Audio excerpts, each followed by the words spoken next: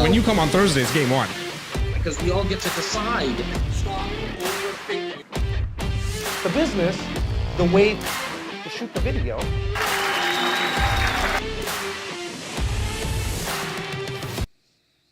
Hey, welcome to the Jazz Takhar podcast, episode 245, the number one podcast specifically for real estate professionals to do more deals and create a business around their life, not the other way around. Today's topic has been something that you guys in my community have been asking for a very long time. And so I'm going to be covering our process on what we do to do more deals through our financial checkup from the neck up and real estate action plan, something we've been doing with our clients and our real estate community for the past 2 decades. But before I get into the meat of the conversation today, I wanted to quickly give a shout out to everyone who's been going to this link that I'm about to give to you at the end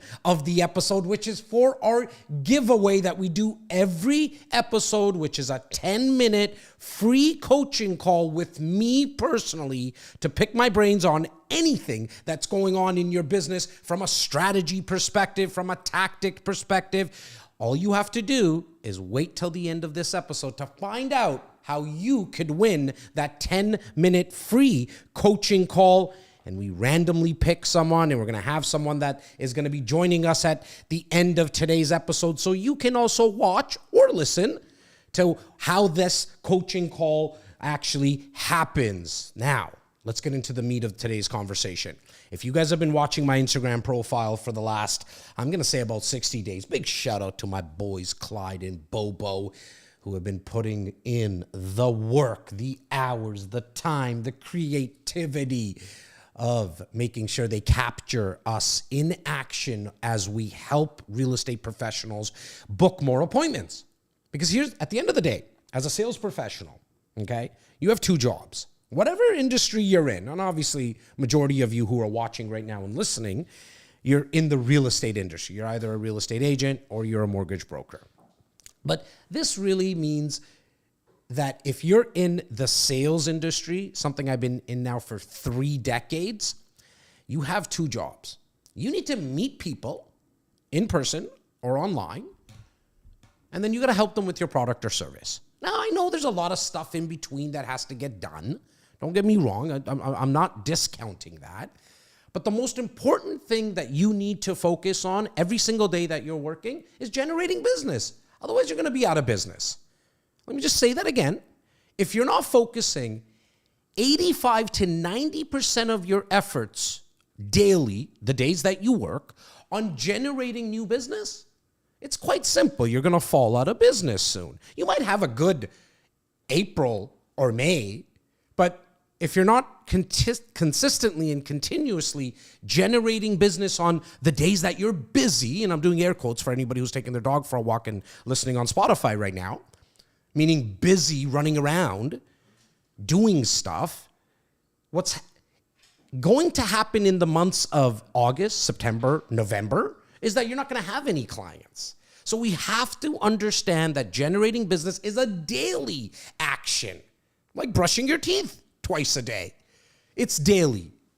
Now, the number one process after you meet someone, and that's going to be today's conversation, is taking the appointment.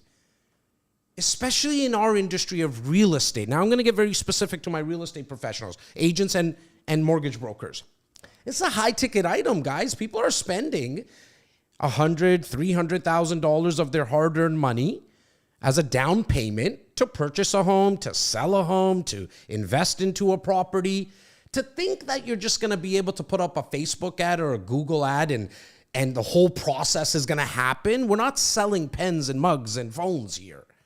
This is a large ticket. So you have to do an appointment, one-on-one, belly to belly.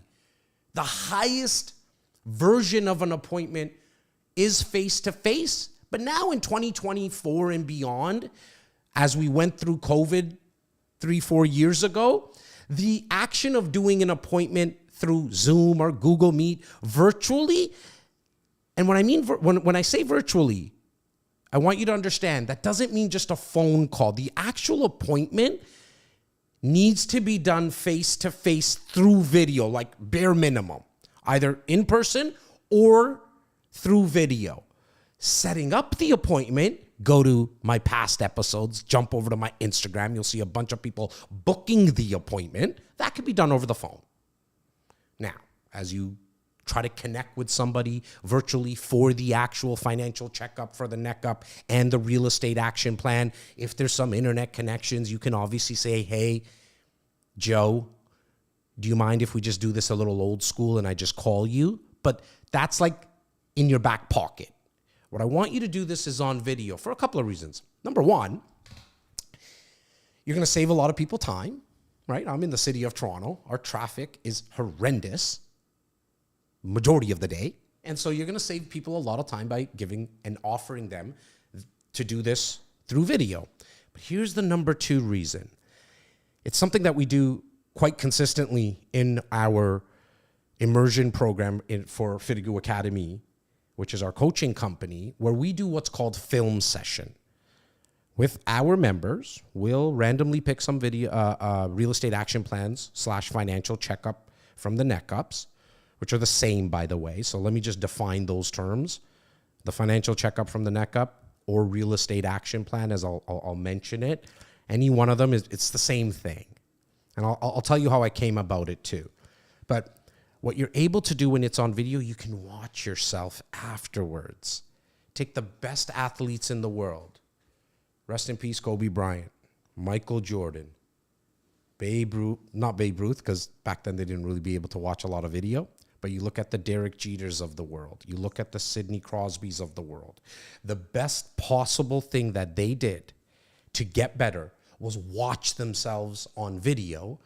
And I know it's a little weird because you got to watch yourself and you got to hear your voice. And none of us really like to hear our voices. You get used to it. You're able to see what worked well and where you can get better.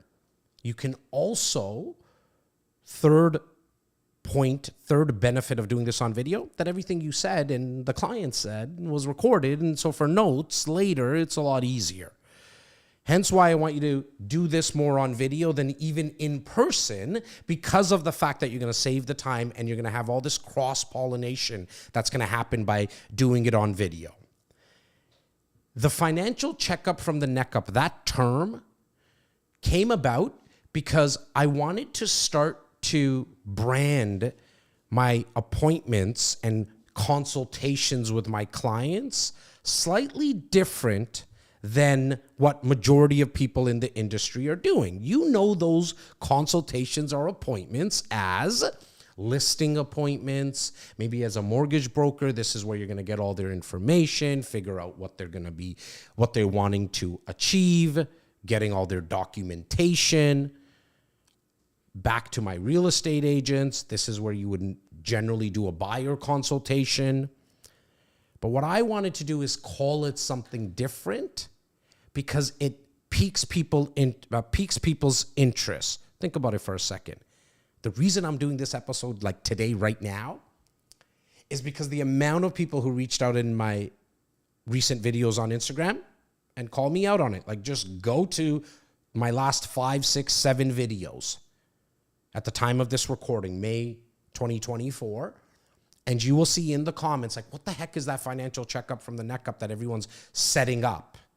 The calls that people are making to book appointments, they're using this word, financial checkup from the neck up. What is it? So it piques people's interest, right? Hence why you're probably watching and listening right now. And I actually really took it from the health check that we all are used to doing with our doctors. As kids, we always went to go see our doctors every single year just to do that once a year checkup. And I tested it on a couple of phone calls and people liked it. It made my appointment setting a lot easier. So I'm giving you free rein at the time of this recording to use that same word. Now, we also use real estate action plan, But I have a funny feeling I'm probably going to stop using even real estate action plan. I'm just going to call it financial checkup from the neck up because of all the examples I have from you guys wanting to know what it is. And so what this conversation is going to be about when you're doing the financial checkup from the neck up is you're trying to find out what the possible prospect / client is looking to achieve within the world of real estate. I want to say that again. It's very important. And it might have glossed over some of your heads, but what you're trying to do is find out what the prospect / client is trying to achieve long term in the world of real estate. And the reason I say it's very important, and I want to make sure I didn't gloss over your head, because my mindset going into this is actually finding out what they're trying to accomplish, not me sell them on something. You got to really let that settle in. You need to care. Because if you don't, you're just another salesperson. I get it. You got to pay bills. You got to do transactions. That's not what I'm talking about. I don't understand that. I completely understand that. But if you're only thinking about yourself, you're going to have a very hard time in any business. So just by having the mindset and understanding that it's about them. Because when they say they're not ready, or when you go through the actual action plan, the actual questions that you need to get answers for through the financial checkup, through the appointment, if they're not ready, you're not going to care as much in terms of being attached to the result. You're going to understand that, hey, some people are not ready. That's okay. There's nothing wrong with that. I'm going to understand the mindset and the process of that. Some will, some won't. So what? Some will, some won't. So what? Just, you're able to detach yourself from the outcome. 30 years in sales, guys. I've gotten way more no's in the last week than majority of people got in their whole career in sales.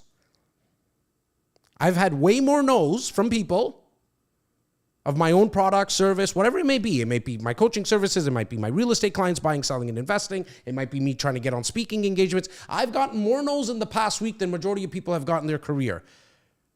How do I keep going on? I'll tell you. I'm detached from the outcome. It doesn't matter. Because some will, some won't. So what?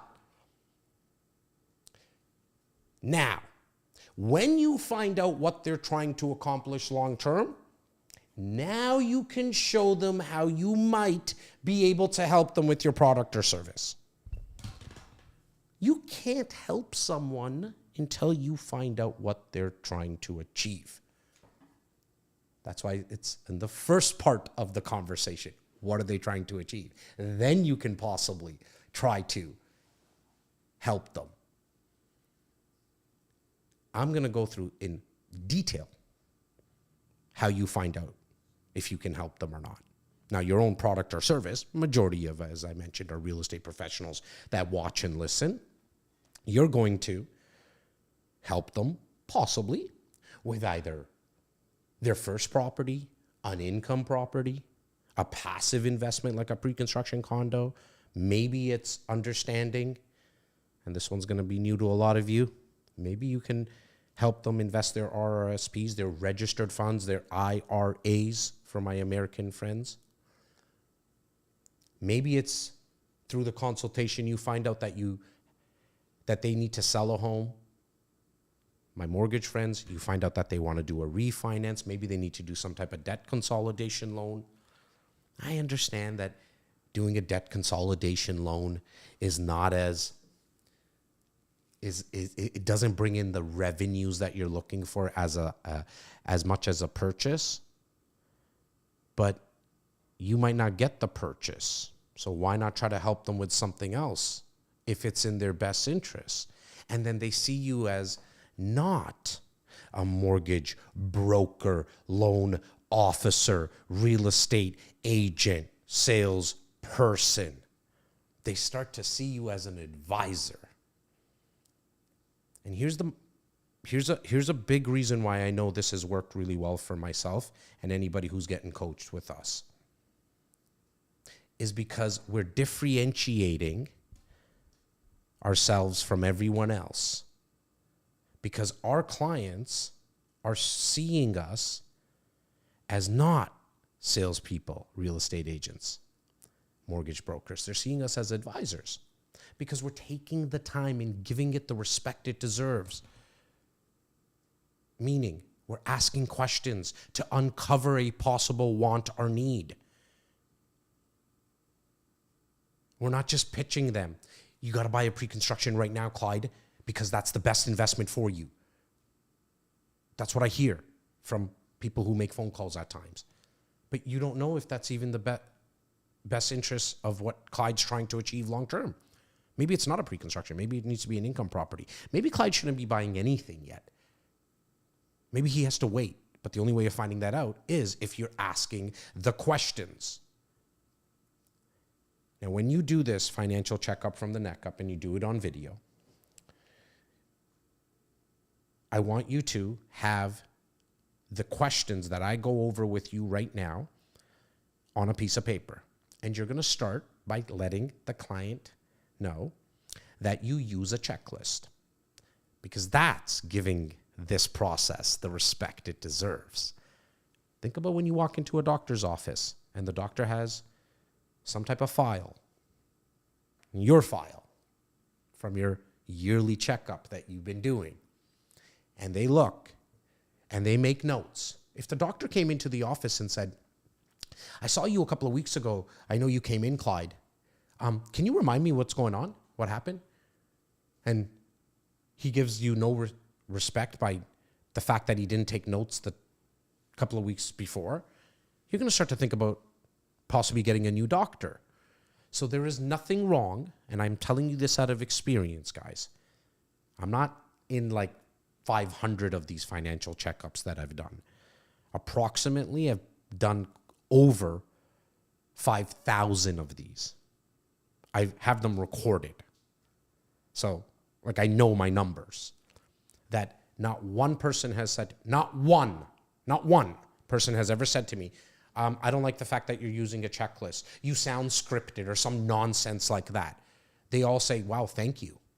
In fact, that's how I get more referrals after, more introductions to their friends and family, because they know I respected the process. We're talking about hundreds of thousands of dollars here. Don't take it lightly.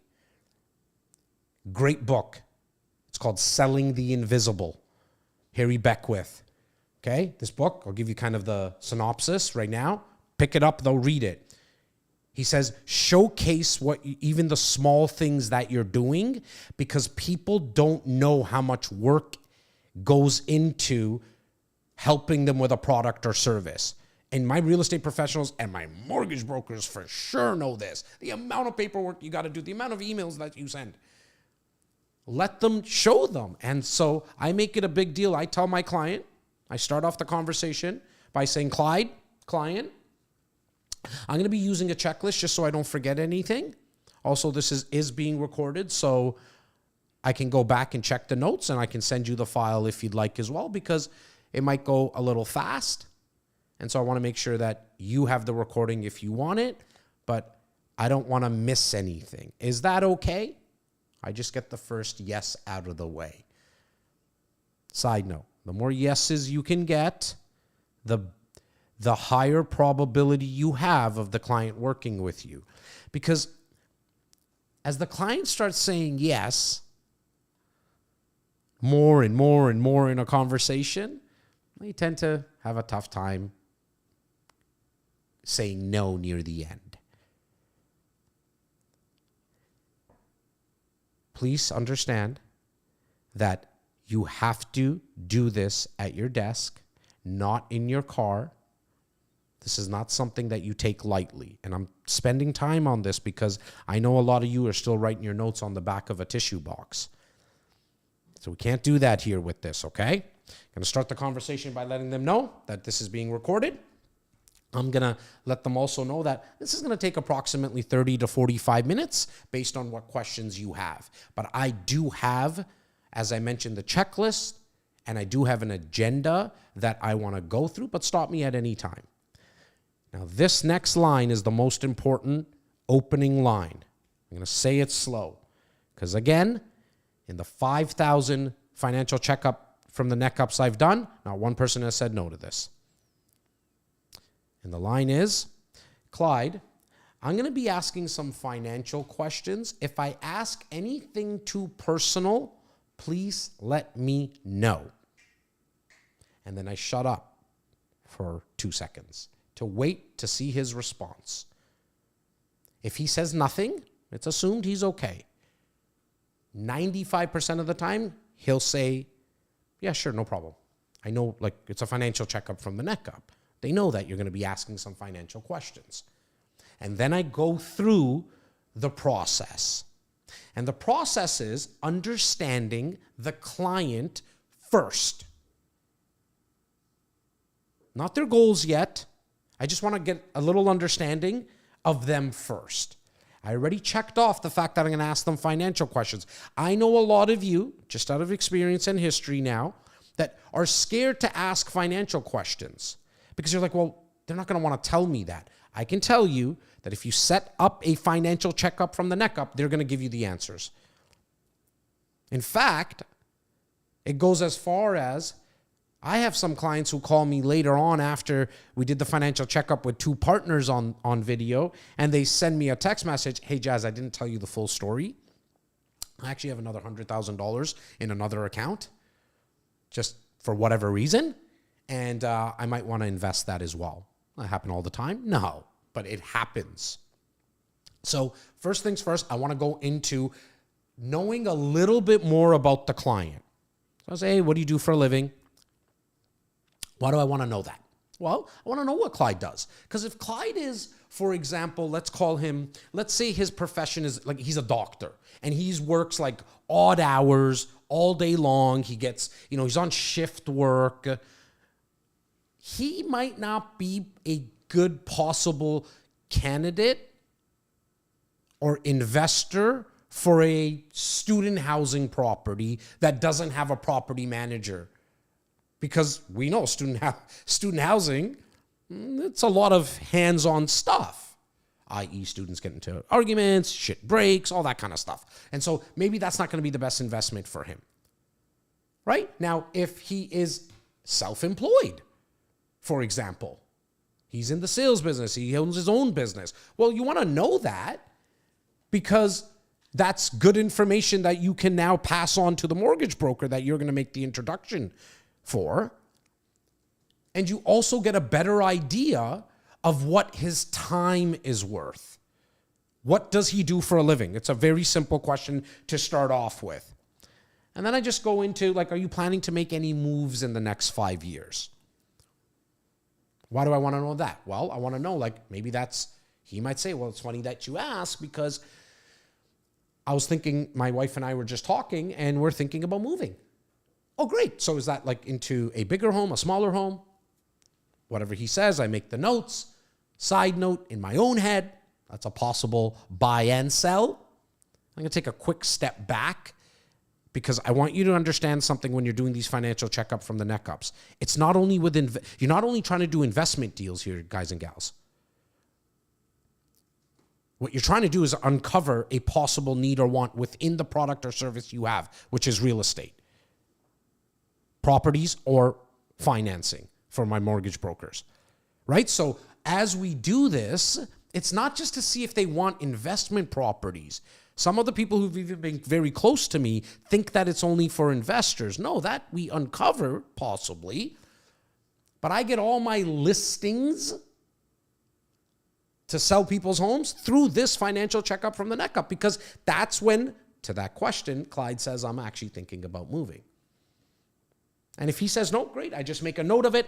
Now I go into, just so I understand kind of the full breadth of your capital that you possibly might have to invest or make a purchase. I wanted to start off by do you have any capital invested in registered funds?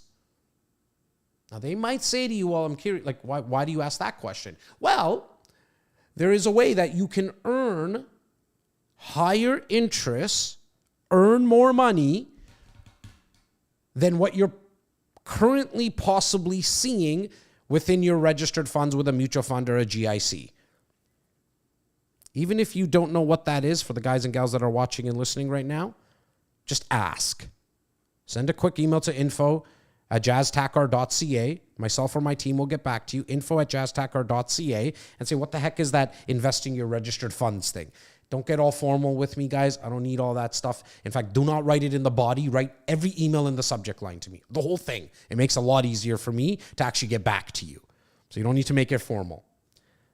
But the reason I'm asking that is because, see, now I'm differentiating myself. See what's happening? I didn't mean, like, it's not only about the real estate. I can help you, maybe, Mr. and Mrs. Client, see a higher return on the money that you already have invested. Another side note, as a real estate agent, other than the first-time home buyers plan, you can't help anybody till now. And so I want to get an idea. Another side note, average Canadian has about $100,000 in their registered funds. Why? Because it's a tax haven for them. So a lot of Canadians put a lot of money in registered funds. I said average. Sometimes I've heard millions of dollars in people's registered funds as they've been contributing to it every single year. I do go into what type of returns are you seeing in those funds. I then move to, like, just again, I want to get a better understanding of some of the capital. Do you have capital invested in stocks or mutual funds? Well, why do we want to know that? Well, if somebody has, i.e. Clyde in this example, has $350,000 in his stocks or mutual funds, and he's seeing a 4 to 5% yearly return, maybe a 7% yearly return. As I go through this financial checkup from the neck up, first part of it is understanding what they need. Second part is trying to see what I can reverse engineer through my product or service. One of them being, well, I can probably showcase to him, you can get a higher return with an income property. Income properties can earn you 25, 26, 30% year over year when you take in the calculation of passive appreciation, mortgage pay down, cash flow, active appreciation, the tax advantages. Those are kind of like the 5 ways you win with investing into real estate. Maybe we can make a note, team, that's a future episode that I can do for my real estate professionals. If you guys want to see me do that episode, throw something in the comments of whatever platform you're watching that you would want me to go a little deeper on that. And then I go to the last question from a financial perspective, which is outside of their real estate holdings, is in terms of in your savings account, not stocks, not registered funds. What capital do you possibly have in your savings account? I want to stop here for like 3 seconds. If all this seems weird to you, it's always weird at the start. It's always difficult at the start to think that, oh my God, are people actually going to give me these answers? Yes, they are.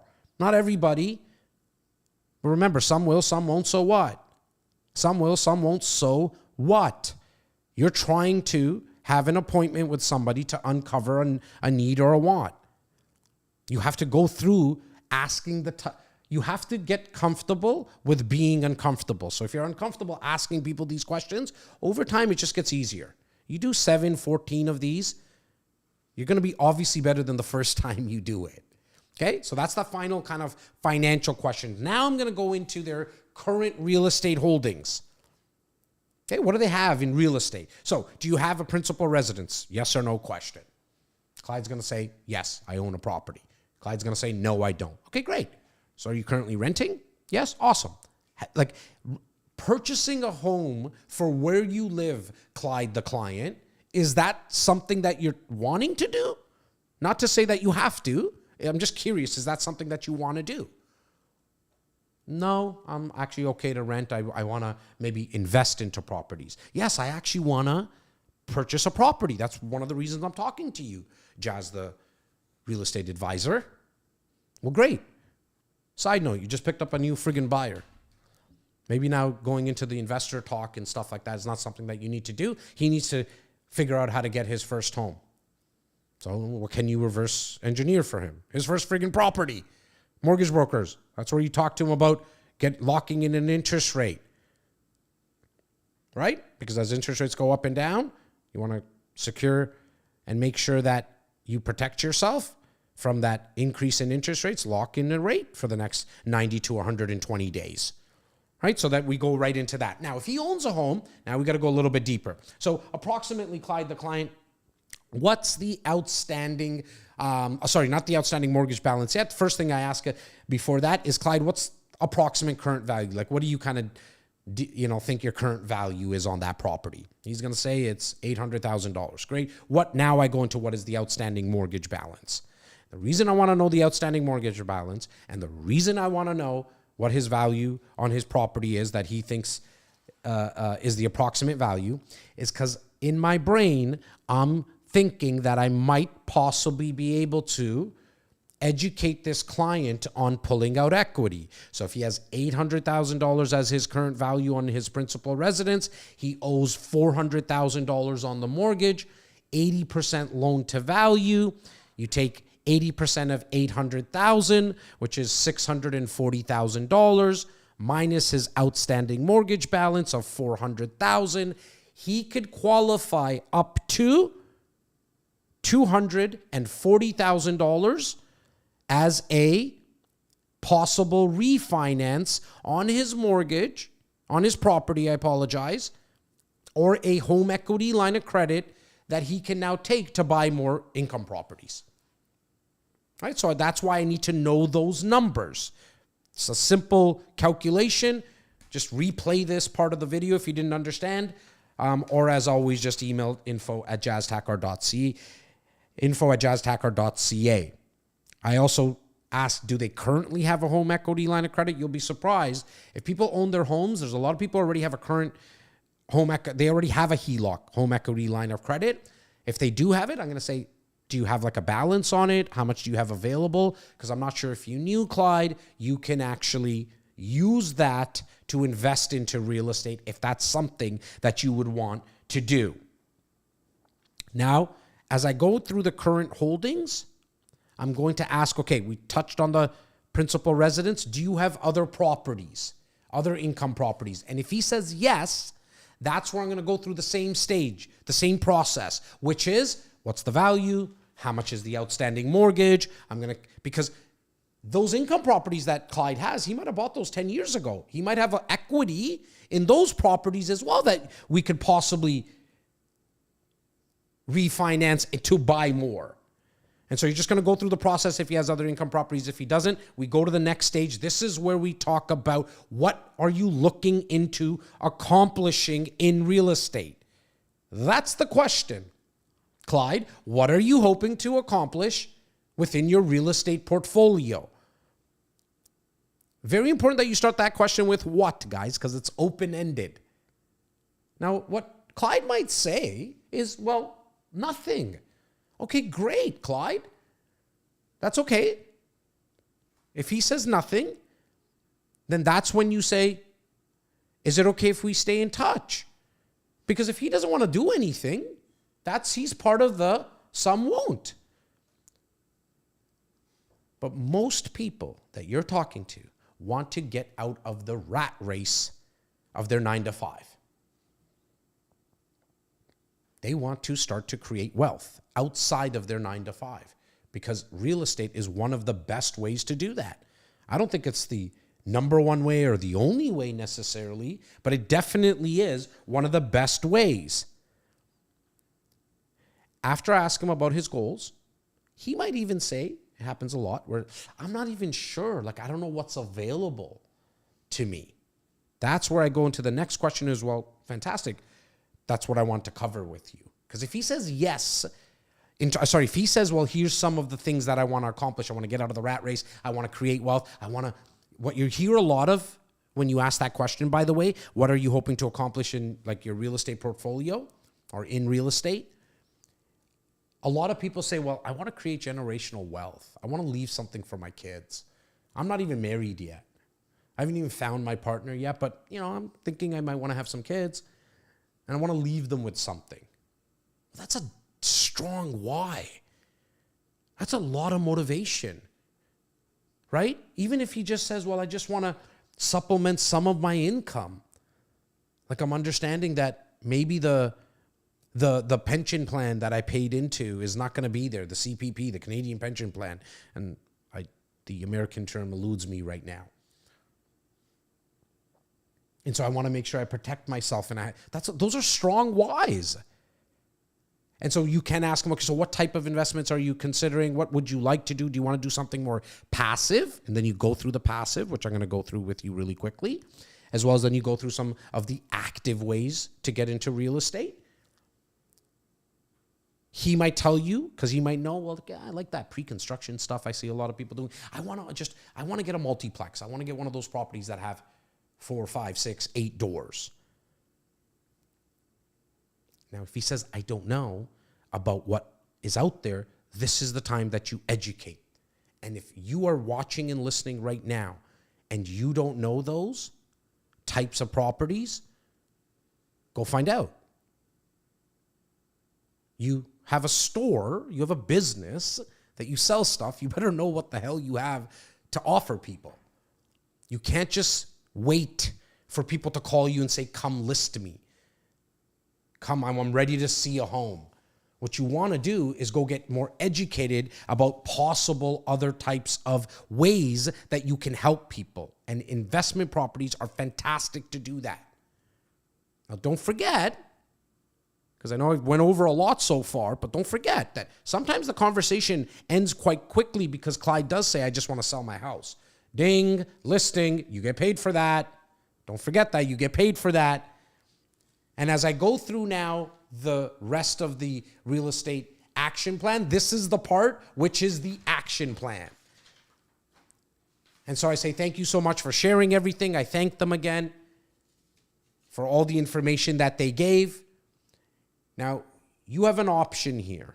I myself can do this right obviously on the spot. Majority of my team can. Pretty much everybody that we're coaching right now is getting into the process of being able to do this right on the call. But I want you to know that if you're new to this, I'm going to give you an out. And the out is where you say to Clyde on the call, thank you for all the information. What I'm going to do is take this back to the drawing board, to the whiteboard, and I'm going to draw out a plan for you based on the information you just gave me. There is nothing wrong with the fact that you're coming back to them and doing what I call the 2-step process. Nothing wrong with it. As long as you set up the follow-up meeting. So if you're going to do the 2-step process, and I'll tell you what you're going to do in terms of when you go draw out the action plan, what you're going to say to Clyde is, Clyde, just so I can make sure that I can take all this information in and draw out a customized plan for you with some options, when is good for you for the follow-up meeting? Is that Wednesday or Thursday? And you book it on the spot. Give yourself, I would say, about 72 hours. Just so you have time, because as you do more of these, you are going to get busy. I know this firsthand. We do 45 of these a week. You heard that right. We do 45 of these a week. We got like a lot of action plans to draw out. That's why I had to speed up my process with my team, because they do it in 1 step now. But if you're doing them as a 2-step, still give yourself some time. Now, if you're going to do it in the 1-step, this is where you're going to look at the information that Clyde gave you. Well, he told you that he has equity in his home. He told you that he has access to a HELOC. Let's just say he's not going to be buying his first property. Let's say he's not doing the listing, because if that's what came up, you go right to the first-time home buyer conversation. You go right to your listing conversation. Great. When's good for us to come by and take a look at your property? But now if we're going to go down the investment side, this is where you got to give him his options. Right? So, Clyde, if you're looking at passive investments, you have the opportunity to invest into a pre-construction condo. We can do a turnkey investment property, income property, a turnkey income property, which essentially, Clyde, the client, means that the property's already done. Like it's been gutted. It shows like a 10 plus. There's really no built-in equity for you. However, if you're somebody who wants a long-term growth and you don't want the headache of the fixing up of the property and renovating it, that is a very passive investment, because as we get that income property, we're going to rent it out for you. Yes, I suggest that you, as a real estate professional, if you're a mortgage broker listening to this, the process is the same. All you're going to say is, I'm going to partner you up with one of my real estate professionals that handles this, and we're going to rent out the property for you. For the last decade, I've been renting out all properties for my clients. For the first year, I give it to them, that service, for free. Why? Well, when they purchase, it's $20,000 commission. When I rent out the property, it costs me really just my fee. They pay the other agent's fee. So I don't get my normal half a month's rent that I would charge a landlord, but I just made 20 grand. Side note, when you're renting out the property for your clients, you're in consistent conversations with them every single month. Do you think they're going to work with another real estate agent in the future? Unless you screw up and don't get back to them. That's a different episode for a different day. Customer service, client service, how to provide world-class service. But if you're renting out a property for your client, you're going to be in constant conversations with them. You're going to be able to offer them new opportunities as the relationship grows and as time goes. So I highly recommend that you rent out the property for them, or at bare minimum, have property management services in locations that you're going to be doing this in that you can introduce your client to.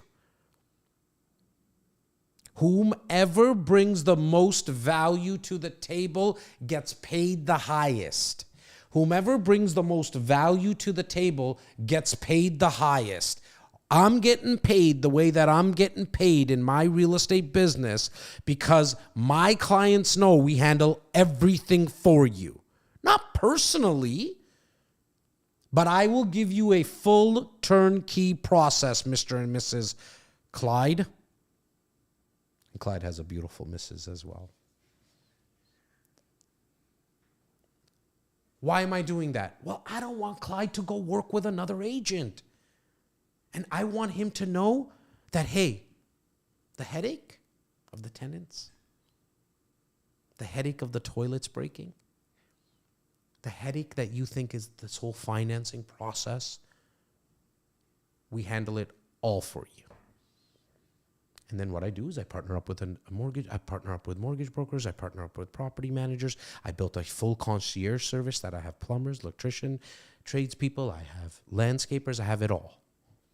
And the ones that I don't, I go find them for my client because I don't want my client calling anyone else.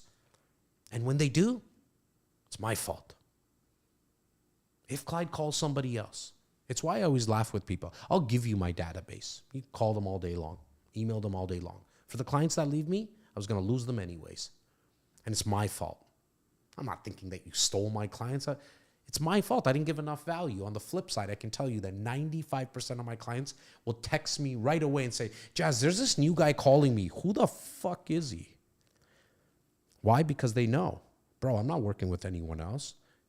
I don't worry about the shit that, like, my properties and stuff. You guys handle that kind of stuff. So he or she who brings the most value to the table will always get paid the highest. If you're doing it as a two-step process because you're newer, what you're going to do is have that follow-up meeting set up, and you're going to then call them and give them their options. Same thing that you could do in the first step, but if you're just not comfortable yet because maybe you don't know all the types of properties, what you're going to do is give them a call, get on another video call and say, Clyde, so went to the drawing board. Here's some of your options. You can refinance your properties. You'll have access to some capital. And then here's your options in terms of properties that you can invest into. Pre-construction, student housing, income properties like duplexes and triplexes. Then you have multiplexes, 5 doors and above. You also have, as I mentioned, you're going to be able to invest. I know you mentioned about $100,000 in your registered funds. Are you comfortable with me making a introduction to a couple of firms that handle that for my community? If you've never done it before, you can't say that I've done this before and or I have clients that do it. What you say is, I need you to do your own due diligence, but would you like me to make an introduction to firms that do this for people? Period. If you're not licensed with the Ontario Securities Council, in our province here anyways, and I think all provinces are kind of similar right across the country, and I know for sure on the state side, if you're not licensed, you can't sell it, but there's nothing wrong with making an introduction. Side note, you can, and legally, you can get referral fees / introduction fees for doing that. $150,000 to $200,000 of revenue every single year, like clockwork, into my organization of REC Canada for the past decade. Just making those referral fees. Keeps their money in their RSPs as well. So clients love it. I will do an episode specifically on that because I think it's just a massive opportunity that you as real estate professionals and mortgage brokers are leaving on the table. Guys, gals, that is your financial checkup from the neck up. If you have not yet heard how to set up the financial checkup from the neck up appointment, because this financial checkup, for my friends who are driving, that's the actual questionnaire. If you want it, email me the word REAP, REAP. Email me the word REAP for the actual notes to info@jazztakhar.ca. My team will send you over the exact notes that I just went over. And so you have the full real estate action plan / financial checkup from the neck up. But yet, if you don't have any appointments set up, don't even worry about this. It's like worrying about what the fuck you're going to eat every single day, but you haven't figured out the fact how you're bringing in groceries. What do I mean by that? What's the analogy I'm making there? You got to set these up first. You got to go back to my past episodes. Don't quote me on it. Could have been episode 230, 243, 242. Team, let's just make sure that we put this at the end. What is it, Bobo? 243, I think he said. We'll put it at the end of this video. We'll put it in the descriptions as well because they go hand in hand. Now I want to jump into the actual giveaway. What I give away is a free 10-minute coaching call. I'm going to do a coaching call right now. I'm going to call our friend Simran, and he's going to get to pick my brains for 10 minutes at no cost for you to be randomly picked as a winner. All you have to do is go to ftguacademy.com/call. ftguacademy.com/call. Just fill in the information. We randomly pick someone. We give you a call. You get to make it live on the Jazz Takhar podcast. Get out to meet some people as well as they hear your voice.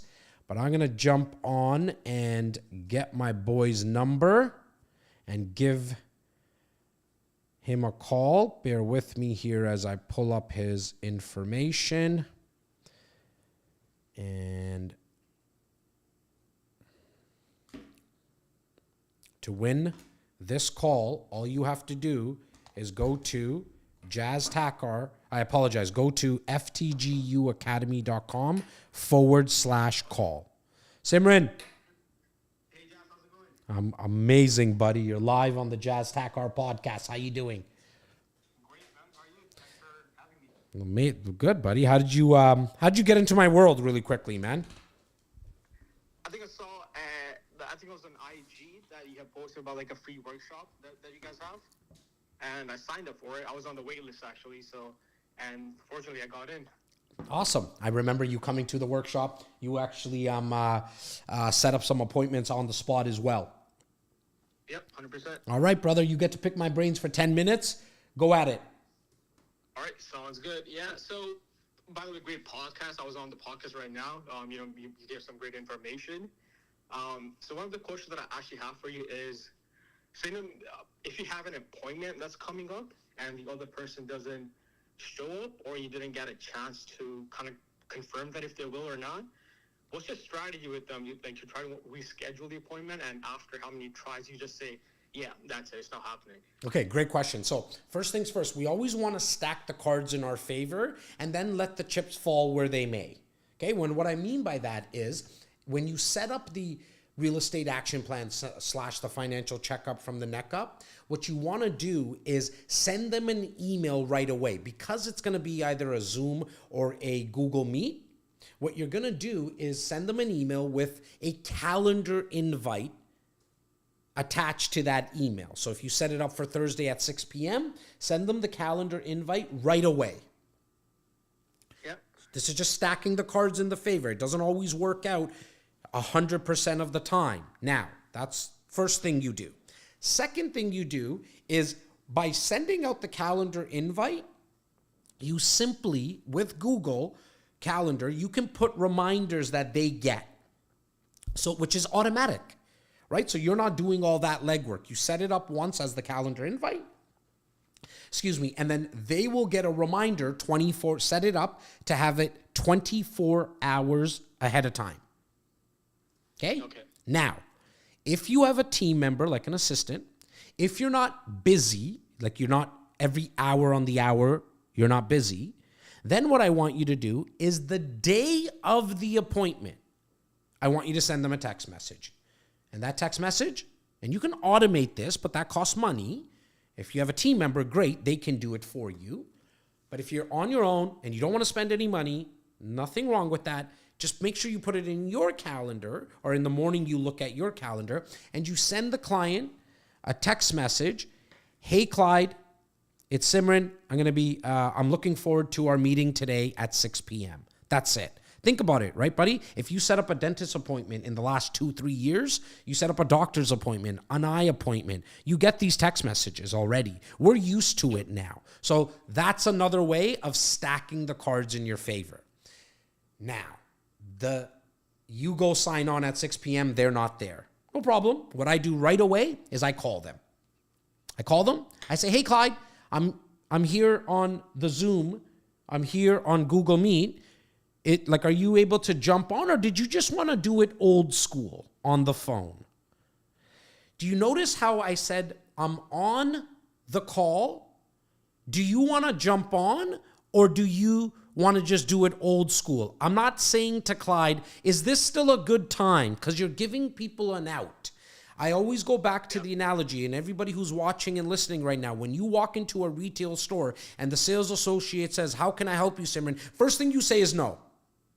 Yep. Or is there anything I can help you with, they say. You say no, even though you need the help. We're just hardwired to say it. So I don't even give the person the opportunity. Okay, now, if they don't pick up on your phone call, I send them a text. Hey, Clyde, I'm on the Zoom. Are you good to jump on, or did you just want me to call you? Now, if they're going to say something or they're not, if they don't say anything, I send them an email. And I don't make it super formal. It's just like, hey, Clyde, I was on the Zoom for our appointment. Obviously, you got tied up. When is better for you to reschedule? Not when is a good time for you to reschedule, because humans will always take the path of least resistance and do nothing. You're going to say, when is a better time for you to reschedule?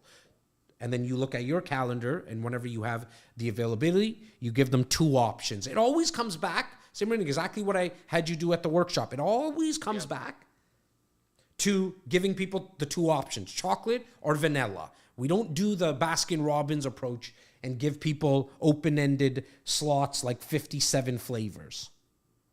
Okay? And now if they don't still reply back to your email, that's okay. What you're going to do is as long as you have automation set up that they get an email sent every other week, which you need to do something, you need to be providing some type of emails and content to your database. If you're not, we're missing the whole point here. What you're doing is then they'll come up in your call queue in 4 months, because everyone in your database should be getting an email every other week, and you should be calling them every 4 months to set up a real estate action plan. Okay. That answer your question? Yep, that makes a lot more sense. if And it just kind of comes down to what you, I guess, kind of mentioned during the workshop as well, and you just said here as well. Right now, it's just kind of giving them two options, right? Even if they don't end up showing up, you just kind of like letting them know, yeah, this or that. That's it. That's it. And so some will, some won't. So what? Here's where, for me, the rubber hits the road. Okay, like this is the punchline. Let me rephrase it. This is the punchline. The reason I need to set up a lot of appointments, because when I set up 50 appointments in a week, if I'm running off of 50% of people showing up, that's kind of the numbers, okay? Just out of so much experience, I'm better off setting up 50 to get my 25 rather than setting up 5 and hoping that 2 people come up and a person with whatever, half of a person shows up. Yeah. Does that make sense? So that's why setting up more is more in this situation. Just like content, more is more. You have more shots at bat. You have more opportunity for people to show up. That's why setting up 3 appointments or 5 appointments to me it's good, better than 0, but 50 appointments is better than 5. Yeah, I mean, you just got to take the numbers into consideration, right? Like, the more you have, the more people can show up. 100%. 100%. Good. Okay. What else, buddy? You have anything else for me? Yep, I got another one. So I think I also said this during our workshop as well. What I do is cold call every day. And I know you said to make appointments with the context I have, which I will, by splitting up the time, like making cold calls and setting appointments. So my goal with the cold calls is get to the other person's email and their consent to kind of stay in touch so that I can, in future, kind of send them weekly emails and newsletters. And at the end of the call, I usually say, like, I'll give you a call in 2 months just to see where things are, and we'll just take it from there.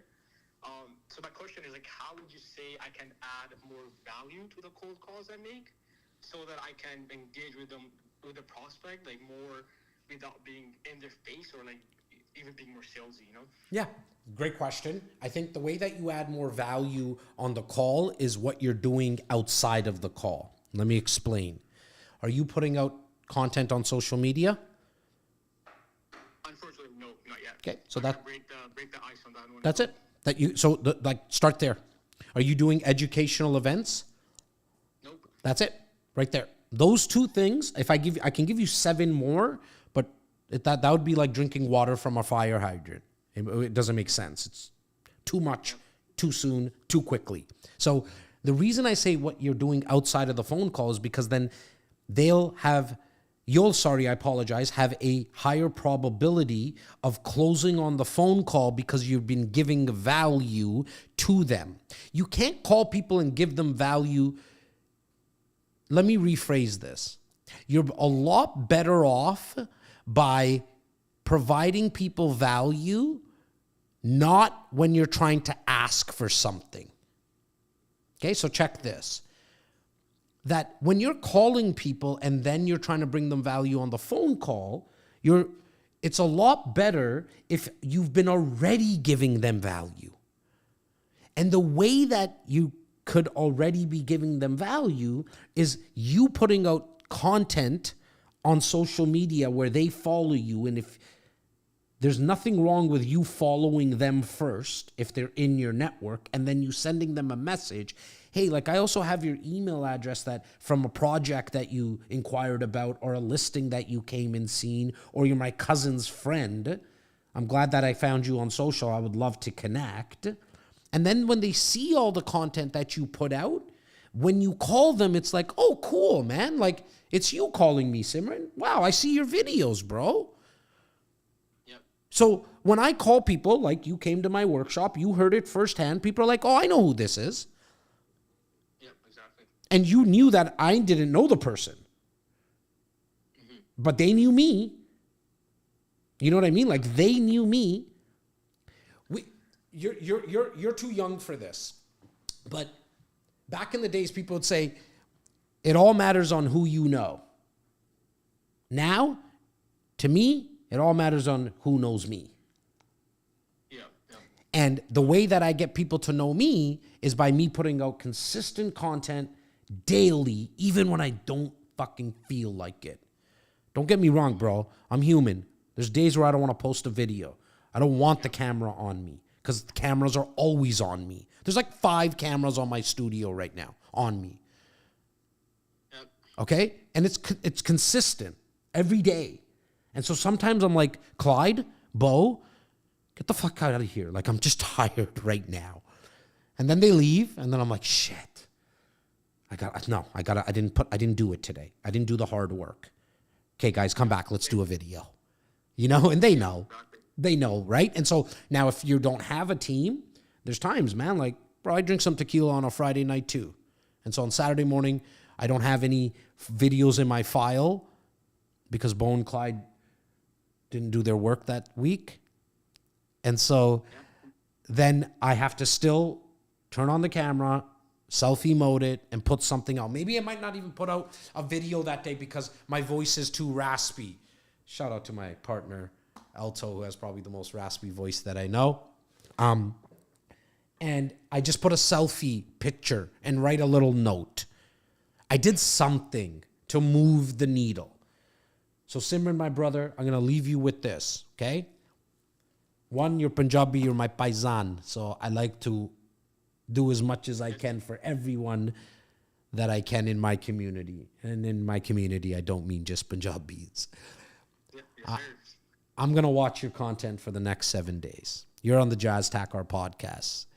In the years to come, millions of people are going to hear this, okay? I'm going to put you on the spot. In the next, can you put up a post for the next 30 days every day? I'm not going to watch it for 7 days. I'm going to watch it for 30. Okay, I'll take that as a challenge. You're going to take that as a challenge? Yep. Okay, so watch this. If you put up a post in the next, every day for the next 30 days, and out of those, okay, 20 of them are videos. Okay, if 20 of them are videos and you put up a post every single day, I'm going to allow you to come to my office and not spend an hour and a half in my office. You can spend 3 hours in my office and listen to all the phone calls that get made by my team. Well, my team makes about 100 calls a day. Yep. I'm going to allow you to sit in the office for 3 hours and you can sit and listen to all those calls.